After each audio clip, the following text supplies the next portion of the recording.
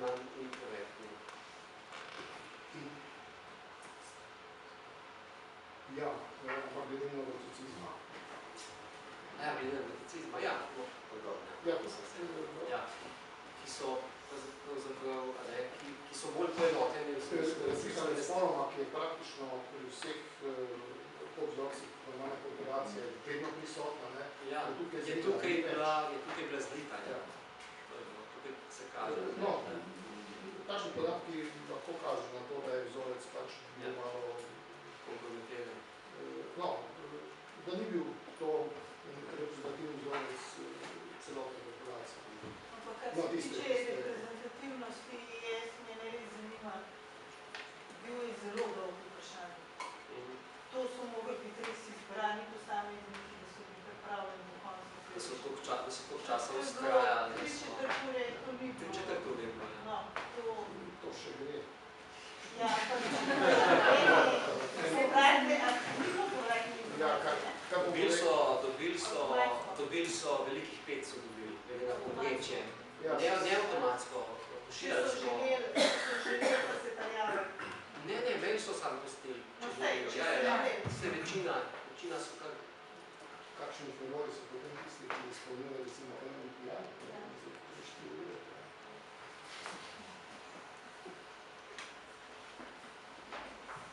To je bilo vprašanje, katere so povsem nove ugotovitve.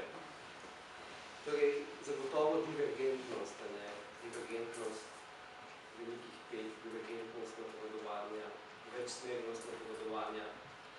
Videli smo, da se pri prijetnosti, vestnosti se pravzaprav, ko gledamo na nivoju faceta, se potem nekatere facete obnašajo v obe smeri. Celo iste facete v dveh nagrednih tipih v dve smeri, ali pa facete iste velike dimenzije različne. In jasno, da se pol to... Vestnost, recimo. Vestnost, ja. Ampak tudi neuroprecizem ostaja. Tudi, ja. Tako je. In da je samo pri ženskah je tudi neuroticizem, se pravi, da tudi neuroticizem v neki obliki, čeprav torej obstaja suma, da bi lahko tudi v ne samo počustvena stabilnost, kar je večinoma neuroticizem, da bi lahko ženska promiskuiteta bila imela tudi neuroticistični karakter. To, kar so nekateri raziskovalci že ugotavljali. Sicer ne s promiskuiteto, ampak bolj z spolnim občevanjem izven odnosov, se pravi, v katerikoli oblike, izven odnosov, ne bolj kot promiskuiteta. Kaj so nadredne dimenzije, kaj je to? Kaj pa sploh je to? To so faktorji, to so nadredni faktorji, to je analiza implicitnega prostora, ki je precej abstraktna, mnogi kritizirajo, kaj pa so ti faktorji. In obstajajo kot neki faktorji v populaciji, upamo, da obstajajo, da so to neki faktorji, ali so podobni nekim faktorjem, ki jih recimo, o katerih govori jungovska psihoanaliza. Dejansko obstajajo neke podobnosti, če pa ne moramo reči, da so to podobne kategorije, ali so neposredno primerljive, ampak po lastnosti zagotovo so. Potem povsem nove ugotovitve so glede spolnega gona. Torej, te interakcije s spolnim gonom niso zdaj še opisane psihološko. Zlasti to, da nevroticizem zavira izražanje spolnega gona, tudi Freud predvideval. Pa tudi zavestnost in ekstravertnost ni bilo ugotovljeno. No, to je ena zelo pomembna točka za svetovanje, za psihoterapijo, za psihoanalizo. Namreč, kaj zdaj pomeni, če odklepamo, torej, Freudova predpostavka je bila, da je treba za psihoanalizo odkleniti potlačen gon.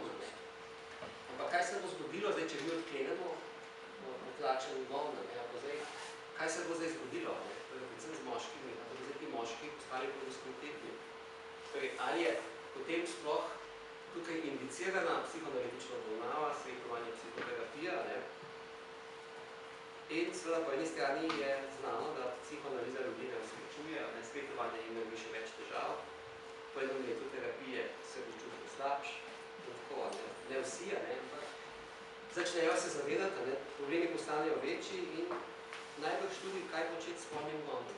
Če ta predpostavka drži, Freudova, da psihoanaliza osvobaja odlačeno spolnim gondom. Katero že pri Freudu psihoanaliza je zelo evolucijsko usmerjena, saj so znano, da so vsi početje psihologije bili veliki pristaši Darwina, kar v bistvu času ni bila ravno splošna značina znanstvene srednje, če pogledamo vse po vrste, od Wundt, James, Pavel in Freud so bili veliki darwinisti, samo ni pa s tem rečeno, da je vse, kar se na tej osnovi razvilo, tudi enako, evolucijsko temeljeno kot bi na osnovi te predpostavke. Tako da jaz menim, da je veliko stvari, ki so se razvili v psihoanalizi že v Freudovem času, šlo v neko smer, ki ni bilo več v skladu z niti z evolucijskim delovanjem, niti z pričakovanjem psihoanalize, ki pa vse, če smo pri Freudu, niti niso bila posebno velika. Menim, da je glavni psihoterapevtski cilj narediti, on se seveda večinoma ukvarjal z diagnozami, psihoanaliza tudi osebe, emocionalno razvijene osebe, manj nesrečne. In da je že to veliko osebe.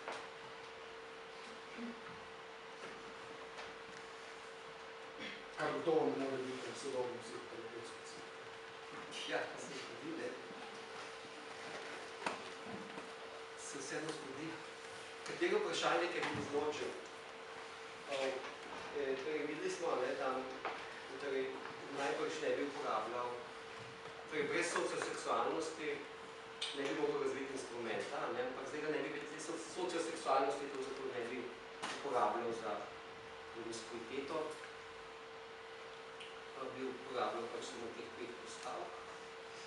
Namreč ta del, ki je spolno poželenje, ta del je pač istoveten z ostalima delo vprašanjima, skalo spolne konkluzivnosti pa z vprašalnikom spolnega tona, da bi bil dovolj eno vprašanje.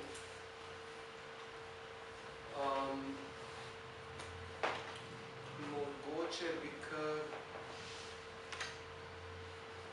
omejil